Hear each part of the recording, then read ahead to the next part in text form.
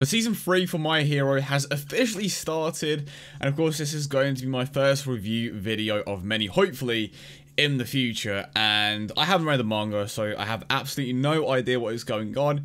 Will I read it? Most likely, just because there are going to be like 26 episodes in this particular season, which means that it's going to be lasting the entirety of the year, and I'm just too impatient to just wait weekly for every single episode. But I will still be obviously watching the episodes, reacting to what actually happens within them. But yeah, hope you guys are having a great day. Let me know your thoughts for this opener. From what I've heard, it was a bit of a filler episode, but it wasn't a bad opener by any means. There were a few cool moments in there, but for the most part, it did involve a lot of flashbacks and a lot of recapping stuff, but at the same time, we still got a lot of, just a few cool things on the side.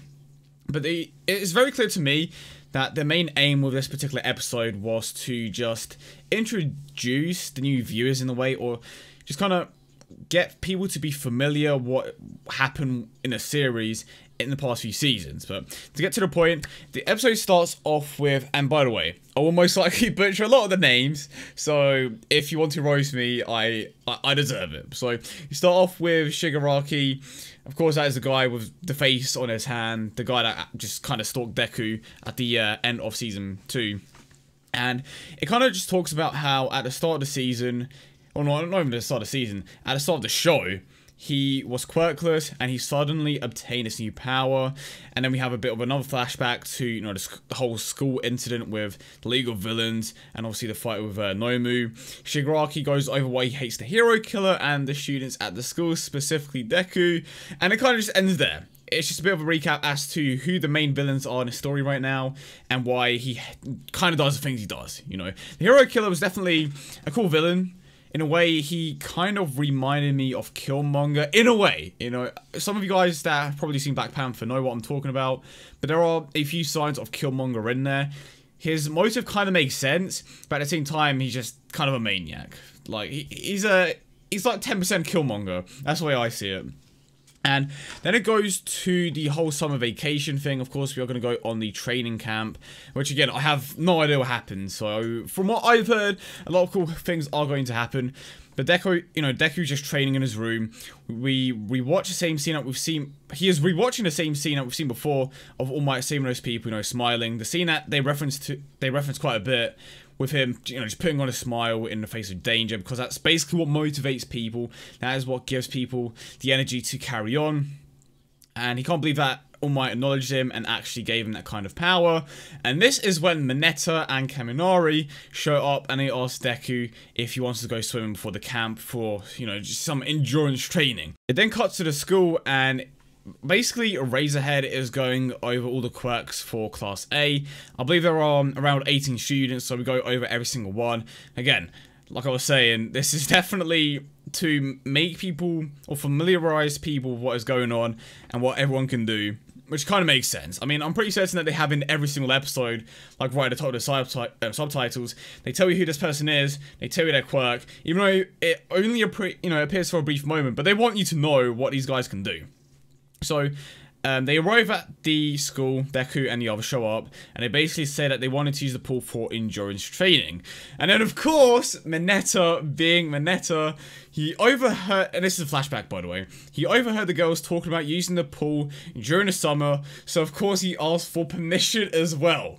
Seriously, this man Mineta, he was like me when I was like 13 or 14, low-key. Anyway, so Mineta and Kaminari run towards the pool, and the girls aren't there. It's just all the guys. You have Todoroki, you have Leader, because Deku invited all the guys there for the training.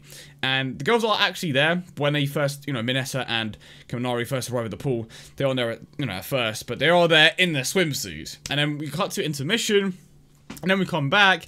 Mineta says if he didn't say he wanted to use the pool for endurance training, they may have not had access to the pool. And this is where we kind of get to a bit of the cool stuff, but Leader and Deku have a conversation, and Leader says he didn't think he'd be such great friends with Deku up until the practical exam, when he obviously prioritized saving Uraraka over passing the exam.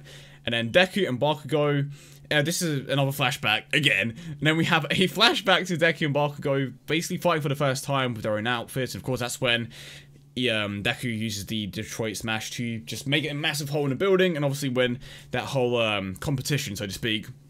And then to the surprise of me, Bakugo shows up, and I have so many issues with his character. Like, he's just angry all the time. I've heard that he gets a bit of development in the manga, but I don't know. To me, he's extremely annoying. He's kind of just angry all the time. But again, I've only seen the anime, so I feel like that criticism is kind of warranted. I don't want to say it gets annoying, because to me, it hasn't annoyed me to the point where it's just like, get off the screen. Because his abilities are cool. This man does incredible things with his quirk. His quirk is dope. He does like stuff. Just him as a person, he's a bit of an arsehole. I'm just gonna be real with you guys here. So Leader suggests that they have a race to see who can swim 50 meters the fastest, and girls say that they want to help out as well, and of course they are allowed to use their quirks. And then in the first race you have Bakugo, Mineta, the bug guy, Tokoyami, obviously that's Dark Shadow, well, the guy that has Dark Shadow, and I think there was one more person in it, but I can't remember exactly. And this man, Bakugo, doesn't even swim. He just straight up uses his quirk to fly to the other end. But which, you know what, it's fair enough.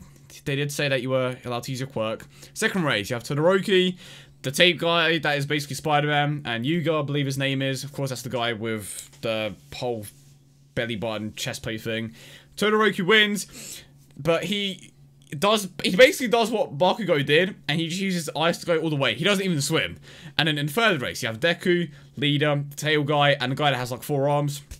In this one, of course, you have Leader using his jet quirk to just fly to the other end, and then the boy, Deku, uses his one-for-all cowling to speed up his swim speed, and Deku barely beats him. You know what, I respect the grind. This man actually playing, or staying within the rules, but you know what, it was a close race. It's pretty dope. Obviously, nothing too intense, and again, I don't believe that this was in the manga, but I like the, you know, little details like this. And if I'm not mistaken, all of the filler content that has been in My Hero has been like given, essentially, has been written by the author of the manga. So I like when they add little details like this. And I believe it was, I can't remember her name exactly, but the frog chick, I don't want to butcher the name, so I'm not even going to say it at all. I think I have her name in mind, but I can't remember exactly. But she had like her own little episode, and it was cool because she got a bit of a development, whereas in the manga she didn't. And I do like how he, at the very least, tries to incorporate everyone, because you don't want it to be like just a one-man show. So I'm glad that they are giving certain characters a spotlight. Obviously, in this particular situation, it didn't exactly work out like that, but the point is, the filler content, for the most part, has been pretty dope. And then we have another flashback to when Todoroki spoke with Deku and back to the hero killer fight, and they all say that they want that they will become the hero that they want to be. And then we have another flashback to the All Might and Nomi fight. All Might is with his cop friend talking about the League of Villains. Again, I don't know the name, so I do apologize. I will learn them eventually, I promise. And everything that happened, and he's basically saying that they will rely on All Might to just take care of the League of Villains. And now, the moment that we have all been waiting for, we have the final swim race between Bakugo, Deku, and Todoroki, because of course they all won their own heats. And as they are about to get started, like, I just want to point out, they were all going to use the exact same tactics that they did in their own, you know, in their initial races. So Bakugo's going to fly to the very end, Todoroki was going to use his ice, and then Deku was going to use his, you know, his one for all to just swim as fast as he can. And as they are about to get started, Razorhead comes out of nowhere and just straight up erases their quirks. So we didn't have a winner. It was undecided. But you know what? I want to know in the comments who you think would have won that race. See, think about Bakugo. He legit could have just swam straight to, no, not even swam. He could have just flown straight to the end. And I feel like that speed would have given him the edge. So, as much as I dislike him, I think Bakugo would have won just simply because of that. But again, I don't know. It comes down to what they decided to do. We are never going to find out most likely, just because, again, this isn't anything from the manga, and I doubt that he's going to touch on it at all again.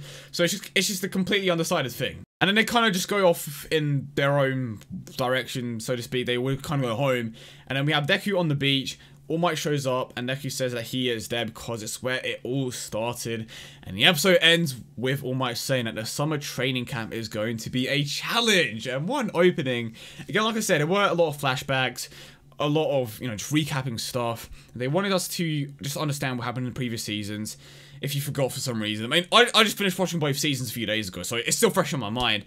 But obviously there are certain people that went over a year, if I'm not mistaken, without seeing anything My Hero related. They may have read the manga, so they kind of just went over what happened in the first 2 seasons, so you know what's going on. But it was a great opening. Again, to just kind of get to the review portion of the video for the most part.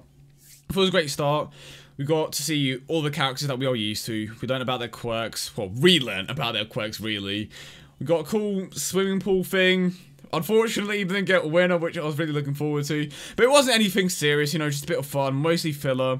Let me know your thoughts in the comment section down below. Who do you think would have run that race? Bakugo, Deku, or Todoroki?